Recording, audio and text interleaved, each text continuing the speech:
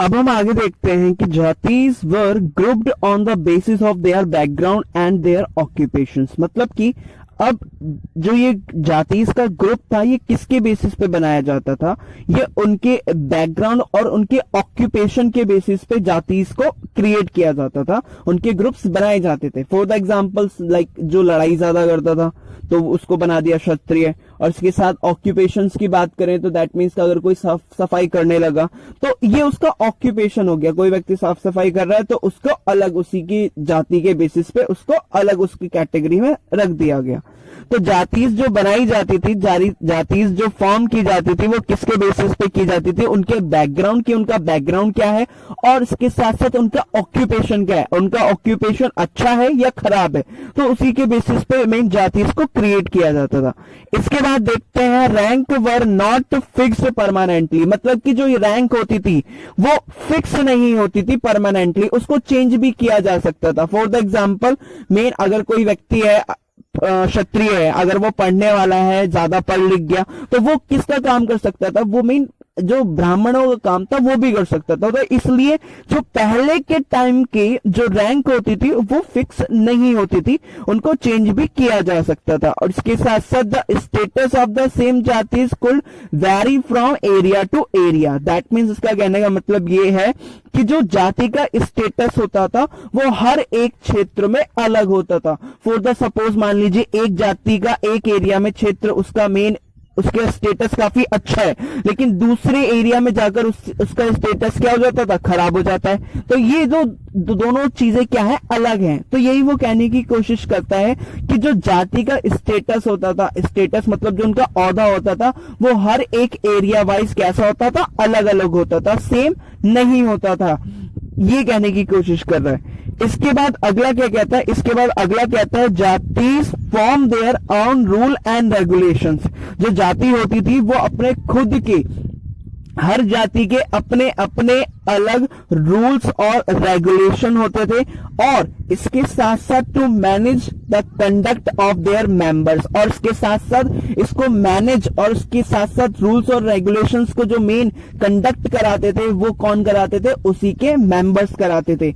अब बात ये निकल के आती है कि उसके मेंबर्स कौन उनके रूल्स और रेगुलेशन को करवाते थे, तो were enforce by an assembly of elders. मतलब कि एक असेंबली बनाई जाती थी, और इस असेंबली के जो मेन मेंबर्स होते थे वो कौन होते थे, एल्डर्स होते थे। वो भी हर एक जाति के बड़े बड़े एल्डर्स लोग क्या करते थे, अपने जाति के अंदर रूल्स और रेगुलेशन को क्या करते थे, एनफोर्स मतलब उसको मेन वहां पर लागू करवाते थे।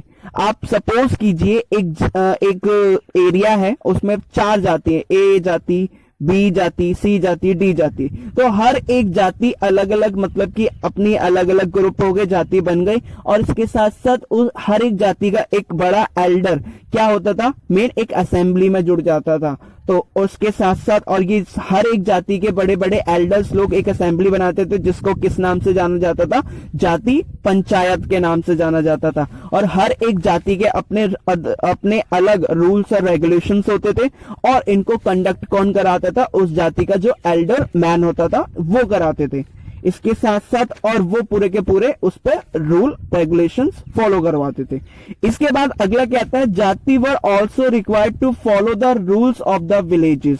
क्या होते थे, जाति में जो लोग होते थे उनसे कहा जाता था कि जो भी विलेजेस के रूल्स हैं उसको जरूर फॉलो किया जाए, और इसके साथ साथ गवर्न बाय अ चीफटेन। अब मेन गवर्न किसके साथ किया जाता था, मतलब कि उस पर रूल्स रेगुलेशन जो मेन उस पर शासन कौन करते थे, जो भी वहां पे चीफटेन होते थे वो उसको क्या करते थे, मेन उस पर गवर्न करते थे विलेजेस पे।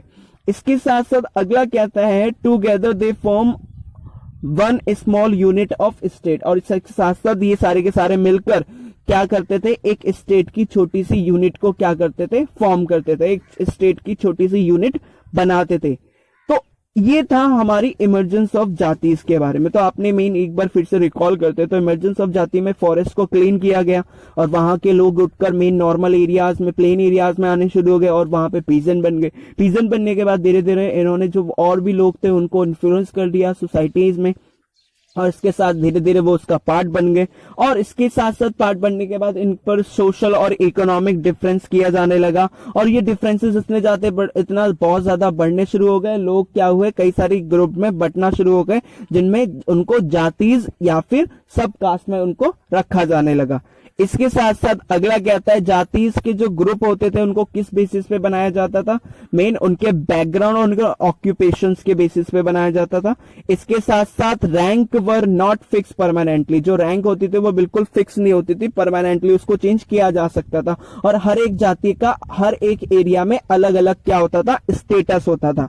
इसके बाद हर एक जाति के अपने अलग रूल्स और रेगुलेशन होते थे, उनके मेंबर्स उनको कंडक्ट कराते थे। इसके साथ साथ मेन हर एक असेंबली में मेन क्या होते थे, एल्डर्स होते थे, और मेन ये सारे के सारे एल्डर्स क्या बनाते थे, जाति पंचायत बनाते थे। और हर men jatis were also required, जाति से रिक्वायर्ड किया जाता था, मतलब उनको जो विलेजेस के रूल्स और रेगुलेशन उनको जरूर फॉलो करने पड़ते थे। और इसके साथ साथ जो उनको गवर्न करते थे बाय अ चीफटेन, मतलब कि एक मेन उन पर जो कंट्रोल करने वाला, जो उन पे शासन करने वाला एक क्या होते थे, चीफटेन्स होते थे, लाइक द सरदार्स होते थे, वो उन पे कंट्रोल करते थे। और इसके साथ साथ ये स्मॉल यूनिट क्या होती थी, together the form one small unit, ये सारे मिलकर क्या करते थे, एक स्टेट की स्मॉल यूनिट को फॉर्म करते थे, इससे स्टेट बनते थे।